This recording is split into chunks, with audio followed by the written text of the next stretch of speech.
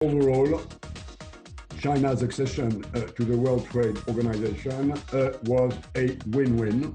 Where do you see China-U.S. rivalry, as you put it, headed? I think if I look back at the Trump trade policy vis-à-vis China, it simply failed. Where is WTO in all this? We need new rules to address climate and digitalization, and this will not happen without US, China, and EU.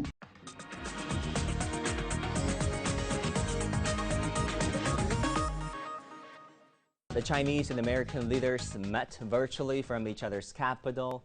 What's your takeaway of this meeting? What messages did you pick up?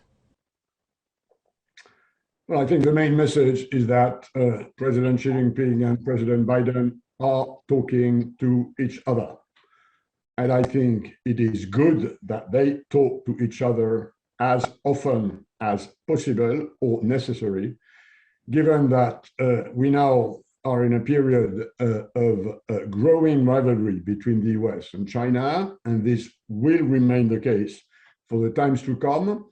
So the more often they speak, the better it is in order to contain this rivalry and avoid that it becomes a conflict.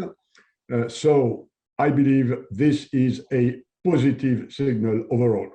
But in the medium and also the long run, where do you see China-U.S. rivalry, as you put it, headed? Do you think this will be a benign and healthy rivalry, a race to the top, if you will, or a continuation of the Trump era, a trade war against China, what looks like to be a race to the bottom, that sort of thing? I don't think the trade side of the US-China relationship is the main dimension. The main dimension is about security, it's about strategic issues, it's about the US worrying about the relative growth of the importance of China on this world. But it is also true that geopolitics matter more in the digital area than in the old economy, and notably because of the sensitivity of big data, because of cybersecurity worries. So there is some implication of geopolitics and geoeconomics in the digital era, and this is something that connects this rivalry with trade, although not the Trump way. I think if I look back at the Trump trade policy vis-à-vis China, it simply failed. It was the wrong thing to do. It failed, as evidenced by the numbers. And by the way, I don't think that if the US strategy is to isolate China, it will work. Yeah, talking about tariffs, U.S. Treasury Secretary Janet Yellen said in an interview that the U.S. is considering lowering tariffs against Chinese goods.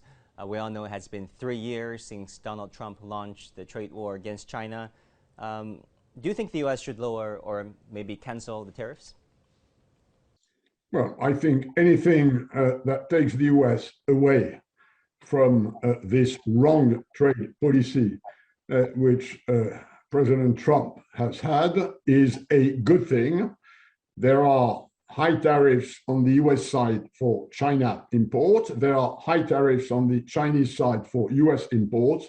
Lowering this down, I think, would be a good contribution for both countries and for the rest of the world.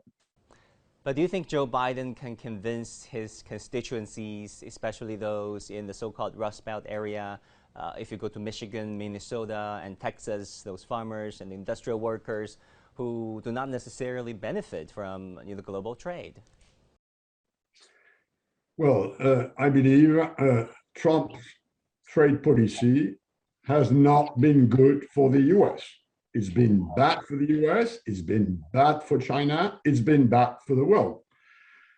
Protectionism may be liked by some constituencies, who do not like foreign competition.